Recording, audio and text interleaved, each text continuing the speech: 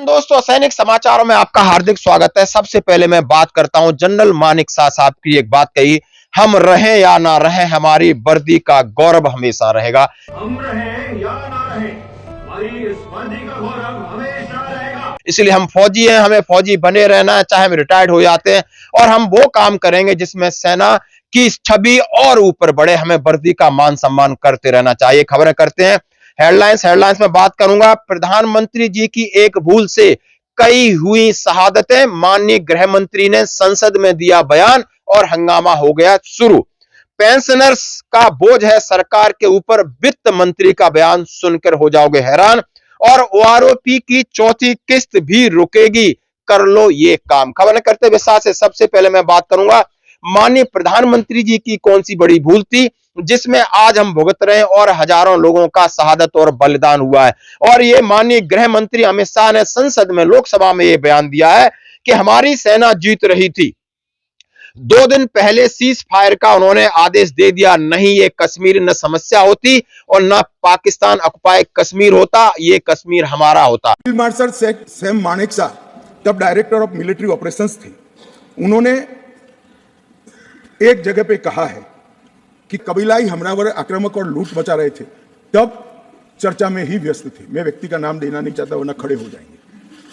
तब एक मीटिंग में सैम मानेकशॉ मौजूद थे। सरदार पटेल जी ने नेहरू जी को कहा, जवाहर आप कश्मीर चाहते हो या नहीं चाहते हो, देरी क्यों हो रही है?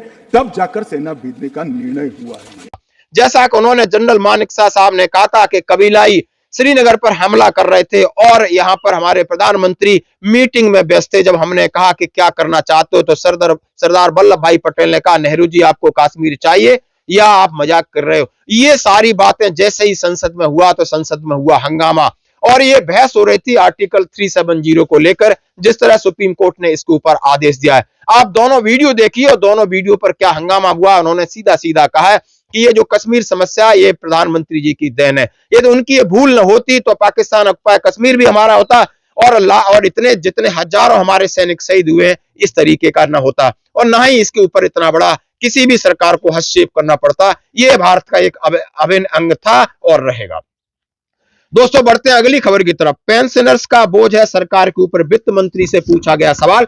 जैसा कि हम जानते हैं कि बनने के वन पेंशन को लेकर बहुत सारी समस्याएं, इसी तरह ओपीएस और एनपीएस को लेकर के बहुत बड़ा केंद्र सरकार के ऊपर दबाव बनता जा रहा है। और चुनाव से पहले उनसे जब ये संसद में पूछा आखिर कितने हैं केंद्रीय कर्मचारी और क्या है आपके ऊपर दबाव, क्यों नहीं दे पा रहे आप 18 महीने डीए का एरियर, और क्या है दिक्कत, तो भारत सरकार के वित्त मंत्रालय लोकसभा में पुरानी पेंशन योजना की बहाली को लेकर के सवाल पूछा। सवाल पूछने वाले श्री नव कुमार, दीपक बैच और कृपाल बालाजी वित्त मंत्री है, बताने की कृपा करें कि देश में कितने पेंशन भोगी हैं, क्या सरकार पुरानी पेंशन को बहाल करेगी? तो और उत्तर था श्री पंकज चौधरी का। उन्होंने जो अभी के आंकड़े दिए आप सुनकर हैरान हो जाओगे। उन्होंने कहा है कि जो आपके सिविलियन पेंशनर्स हैं वो 11,41,985 और रक्षा के पेंशन भोगी हैं 33,87,173 और दूरसंचार के 4,38,758, रेलवे के 15,25,768 और डाक विभाग के 3,01,765, कुल 67,95,449 केंद्रीय कर्मचारियों का हमारे ऊपर बोझ है। हमें इनके बारे में निर्णय लेने के लिए हमें बहुत सारी चीजें सोचनी पड़ती है। और उन्होंने कहा है बेसिक राजस्थान हो, झारखंड हो, छत्तीसगढ़ हो, पंजाब हो, उन्होंने ओपीएस को लेकर अनुशंसा की है, लेकिन हमें केंद्र अपनी एनपीएस सिस्टम जो भी है उसको बहाली करेगा और उसके अंदर कोई थोड़ा बदलाव लाएगा। यानी आप समझ सकते हो कि लगभग 68 लाख केंद्रीय कर्मचारी हैं और उनका बोझ है, यानी उनका जो भी पेंशन देने का सरकार इसको बोझ समझती है और इसका बहुत सारा बजट इसके ऊपर जाता है। तो सरकार हमें क्या दे सकती है? आपने वित्त मंत्रालय का स्टेटमेंट पढ़ लिया होगा। अभी बात करते हैं ओआरओपी की चौथी किस्त के बारे में। दोस्तों, बात करना चाहूंगा, जैसा कि हम सभी जानते हैं, जरा ध्यान से सुने, जितने भी पेंशनर्स हैं उनका ओआरओपी की तीसरी किस्त नहीं आई है तो चौथी भी नहीं आएगी, फरवरी में मिलने वाली सिर्फ उन्हीं के लिए। बाकी की चौथी किस्त फरवरी में रिलीज होगी।